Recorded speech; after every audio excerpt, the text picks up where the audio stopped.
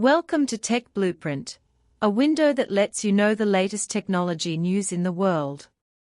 In the current complex and volatile international economic and trade landscape, rare earth resources are becoming a crucial factor. Against this backdrop, China's second major measure, the implementation of rare earth export controls, has dropped a potentially significant bombshell on the international trade landscape.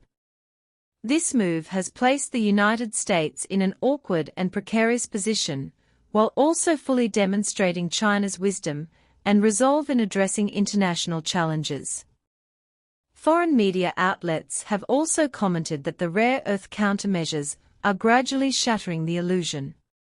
Rare earths play an irreplaceable and vital role in many key sectors, including high-tech and military. From smartphones to electric vehicles, from missiles to fighter jets, rare earth elements are ubiquitous. Leveraging its unique rare earth mining and processing technology, China firmly maintains its leading position in the rare earth industry. While the Sino-US joint statement does not mention any relaxation of rare earth export controls, and with the Ministry of Commerce and other departments convening a special meeting to crack down on illegal rare earth exports, American companies can no longer freely access China's rare earth resources as they once did. This move is like a sharp sword, striking directly at the economic and military lifeline of the United States. Although the United States possesses considerable rare earth reserves, and countries like Australia, Brazil, and Chile also possess rare earth resources, they lack advanced mining and processing technology, making it difficult for them to compete with China in the short term. As a country with a large share of the global arms market, the United States is highly dependent on rare earth resources.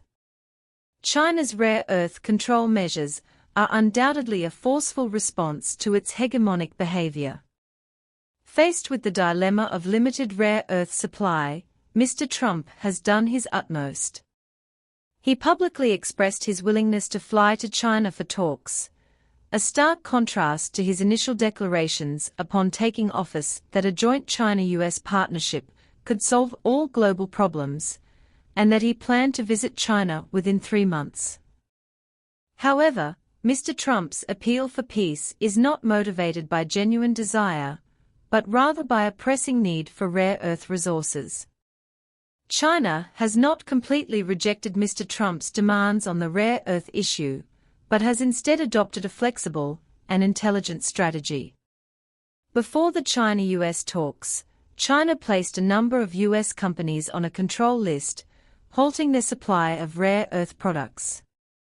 Following the talks, China removed another 28 companies from the blacklist, suspended measures against 17 U.S. entities on the unreliable entity list, and allowed the remaining 38 companies to apply to relevant authorities for rare earth trade. This series of measures not only demonstrates China's demeanor as a major power and its open and inclusive approach, but also skillfully seizes the initiative. China offers U.S. companies a glimmer of hope, encouraging them to invest significant capital and time in building production capacity. However, if U.S. companies finally build up sufficient capacity, China's resumption of its previous low-priced, large-scale rare earth exports would undoubtedly have a significant impact on U.S. companies. This strategy resembles a carefully planned chess game. China, skillfully utilizing its key trump card of rare earth resources, has placed Mr. Trump in a difficult position on the rare earth issue. China's rare earth control measures have implications beyond economics. They represent a highly strategic game. For a long time, the United States has leveraged its formidable economic and military power to pursue hegemony in international affairs, imposing unwarranted suppression and sanctions on other countries. This time, China's implementation of rare earth controls has made the United States experience firsthand the dilemma of being choked. This intelligent strategy fully demonstrates China's maturity and confidence in handling international affairs. Rather than resorting to simple tariffs, China has instead targeted the key area of strategic resources, using more subtle and effective means to counter the United States. The rare earth controls have made the United States realize that China is not a target for arbitrary bullying.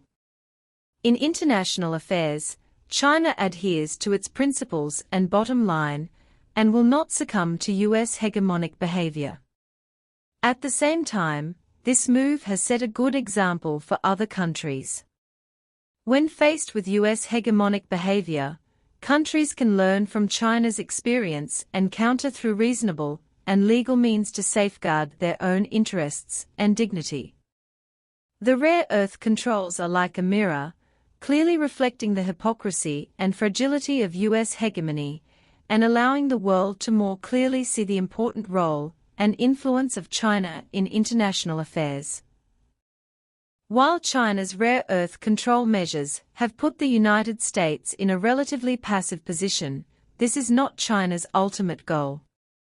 China hopes that this move will prompt the United States to reassess its approach to international affairs, abandon hegemonic and unilateralist thinking, and work with other countries to build a fair, equitable, and mutually beneficial international order.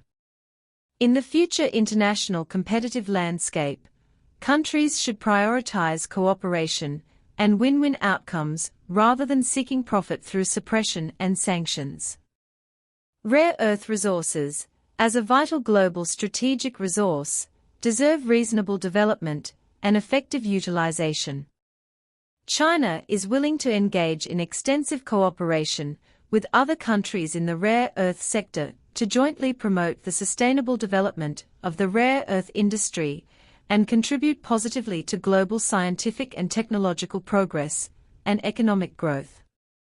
In summary, as some foreign media have pointed out, the rare earth countermeasures have shattered some unrealistic fantasies. China's second trump card, rare earth export controls, is a remarkable display of its strength on the international stage. This move fully demonstrates China's wisdom and confidence in addressing international challenges and delivers a well-deserved rebuttal to the United States' hegemonic behavior. China's rare earth exports to the U.S. have surged sevenfold, now controlling 80% of global production and 90% of heavy rare earth processing capacity. The U.S. defense industry is 90% dependent on Chinese rare earths, making it difficult for allies to implement alternative supply chains. I wonder what your opinion is on this.